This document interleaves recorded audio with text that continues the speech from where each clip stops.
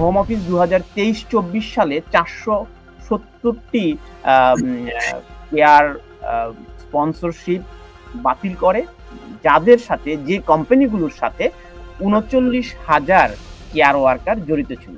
তার মানে ১ বছরে আপনি দেখুন ২০২৩ এবং ২৪ সালে ৩৯,০০০ কেয়ার ওয়ার্কার বিপদের মুখে পড়ে গেছে এই ভিসা জটিলতার কারণে। ব্যারিস্টার সঞ্জয়। মার্চে 2024 এর আগে যারা এখানে এসেছিল তারা কিন্তু স্পাউস আনতে পারতো, স্পাউস আবার ফুল টাইম কাজ করতে পারতো। এটা ছিল একটা বেনিফিট যে হ্যাঁ অ্যাটলিস্ট উনি কাজ করতে না পারলেও অ্যাটলিস্ট স্পাউস একটা সাপোর্ট দিয়ে যেতে পারতো। ৪৭০টার মতো লাইসেন্স রিভোকড হয়ে গেছে। তো এই যে হোম অফিস অ্যাকশন নিয়েছে, এই অ্যাকশনের পরে দেখা গেছে যে এখান থেকে কিন্তু হাজারো হাজারো লোক অলরেডি ভিকটিম হয়ে গেছে। Stonebridge Legal Solutions Limited, your trusted immigration partner. দর্শক, আপনারা জেনে থাকবেন যে যুক্তরাজ্যে স্কিলড ওয়ার্কার ভিসা নিয়ে একটা বড় অংশের অভিবাসীরা আসেন, যেটাকে অনেকে কেয়ার ওয়ার্কার ভিসা বলে থাকেন। কিন্তু গত কয়েক বছর ধরে এই কেয়ার ওয়ার্কার ভিসা নিয়ে নানা ধরনের অনিয়মের অভিযোগ এসেছে। কোম্পানিগুলো নানা ধরনের অনিয়ম করেছে এবং কাজ, যদিও কেয়ার ওয়ার্কার সেক্টরে স্কিলড ওয়ার্কারের অভাব রয়েছে যুক্তরাজ্যে, তারপরও আমরা ২০২৩ সালের একটা তথ্য যদি আমি আপনাদের সবার সাথে শেয়ার করি। ২০২৩ সালে হোম অফিসের এই তথ্য বলছে ৩০,১৮১ জনকে ৩০,১৮১ জনের কেয়ার ভিসা বাতিল করেছে যুক্তরাজ্য সরকার ২০২৩ সালে।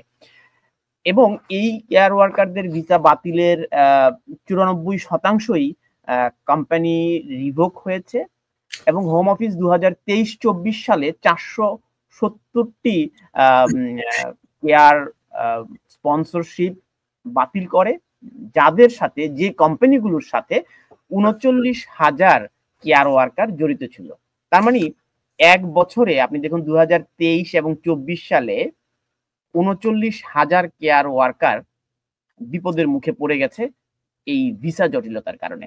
ব্যারিস্টার সঞ্জয়। জি তানভীর ভাই, এটা ঠিকই বলেছেন। মূলত আমরা দেখেছি যে বিগত কয়েক বছরে আপনার থাউজেন্ডস অফ ইয়ারা এসেছে, আপনার কেয়ার ওয়ার্কাররা শুধু বাংলাদেশ থেকে নয়, সমগ্র বিশ্ব থেকে এসেছে, ইন্ডিয়া থেকে এসেছে, নাইজেরিয়া থেকে এসেছে। এবং এই যে কেয়ার সেক্টরটা কিন্তু এটা আপনার খুবই আপনার এই দেশে শর্টেজ ছিল এবং আপনার কোভিড এর পরে আপনি দেখবেন যে এই দেশে কিন্তু আপনার হেলথ কেয়ার সেক্টরে কাজ করার জন্য মানে প্রচুর স্টাফের শর্টেজ ছিল, specially care worker, nurse, doctor তো আছেই। তো এই কারণে এই কেয়ার ভিসাটাকে একটু শিথিল করার কারণে, যে এখানে কোনো প্রকার প্রিভিয়াস এক্সপিরিয়েন্সের দরকার ছিল না, আপনার আইএইচএস ফি যেটা সেটা বাদ করে দিয়েছিল একদম টোটালি। তারপর হচ্ছে আপনার ওদের যে অ্যাপ্লিকেশন ফিসটা ছিল এটা কিন্তু একটা ভেরি স্পেশাল ফিস দেন এনি আদার ক্যাটাগরি। তো এটা তারা মূলত করেছিল যাতে করে তাদের যে শর্টেজটা যাতে দ্রুত ফিল আপ হয়। তো এই সুযোগটাকে কাজে লাগিয়ে অবভিয়াসলি আপনি দেখেছেন যে একটা মহল রয়েছে, একটা চক্র রয়েছে যেখানে আসলে তারা এই হোম অফিসের যে ফ্লেক্সিবিলিটি যেটা দিয়েছিল, এই ফ্লেক্সিবিলিটিটাকে কাজে লাগিয়ে, সুযোগটাকে কাজে লাগিয়ে তারা আপনার প্রচুর আমাদের আমি বাংলাদেশি কমিউনিটির কথাই বলবো, এখানে কিন্তু লাখো লাখো মানুষ এসেছে বিগত কয়েক বছরে।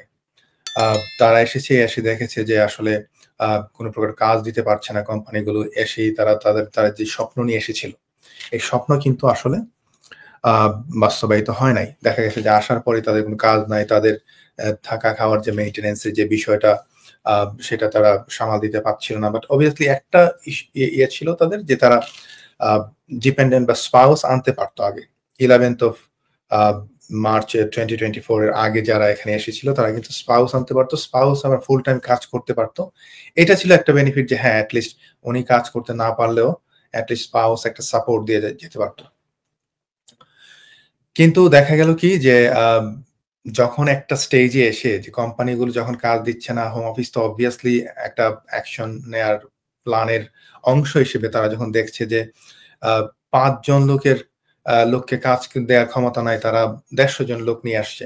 অবভিয়াসলি যারা কাজ পাচ্ছে না সামহাও তারা হয়তো হোম অফিসে কমপ্লেইন করেছে এবং এর প্রেক্ষিতে আমরা দেখতে পেয়েছি কি যে প্রচুর লাইসেন্স কিন্তু রিভোকড হয়ে গেছে। আপনি দেখেছেন যে 22 থেকে 24 পর্যন্ত প্রায় আপনার 470টার মতো লাইসেন্স রিভোকড হয়ে গেছে।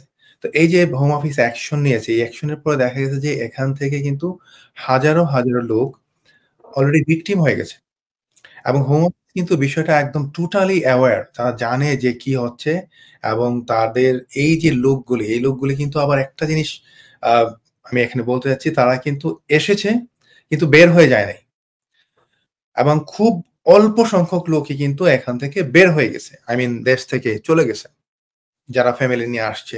তো হোম অফিস অবভিয়াসলি তাদের ডেটা থেকে দেখতে পাচ্ছে যে এই যে আপনার ইমিগ্রেন্টস গুলো এসেছে কেয়ার ভিসায়, তারা তাদের যেহেতু এই যে আপনি যে বললেন যে মোর দেন 32,000 তাদের রিভোকড হয়ে গেছে, আপনার লাইসেন্স রিভোকড হয়ে যাওয়ার কারণে তারা কিন্তু কি বলে তাদের কিন্তু কোনো প্রকার কাজের কোন অবস্থা নাই, তাদের কিভাবে মানে থাকা খাওয়ার বা মেইনটেনেন্সের কোনো মানে তাদের যে লাইফস্টাইল কিন্তু কমপ্লিটলি ডিটারিওরেট হয়ে গেছিল। তো সবকিছু বিবেচনা করে হোম অফিস যে জিনিসটা বুঝতে পেরেছে যে তাদের অবশ্যই একটা অ্যাকশন নেওয়া উচিত। তারা at the same time labour government আসার পর তারা যে জিনিসটা প্ল্যান করছে যে আমাদের নেট মাইগ্রেশন তো কমাতে হবেই, এট দ্য সেম টাইম যারা অলরেডি এসে গেছে তারা দেখা যাচ্ছে যে বিভিন্ন কারণে ডাইভার্টেড হয়ে যাচ্ছে, বিভিন্ন ধরনের অ্যাপ্লিকেশন করছে, অনেকে অ্যাসাইলাম করছে এবং এই বিষয়টা কিন্তু তাদের নজরে আছে। তো তাদের মূল টার্গেটটা হচ্ছে যে এখন এই যে একটা লোকবল এখানে আছে, এদেরকে কাজে লাগানো আগে, কারণ স্টাফ শর্টেজ কিন্তু রয়েছে এই সেক্টরটাতে। কিন্তু এখানে হিউজ বড় কোম্পানি রয়েছে যাদের স্টাফ শর্টেজ রয়েছে, তারা এখান থেকেও নিচ্ছে, বা এট দ্য সেম টাইম তারা কিন্তু ওভারসিজ থেকে এখনো কিন্তু লোক নিয়ে আসছে।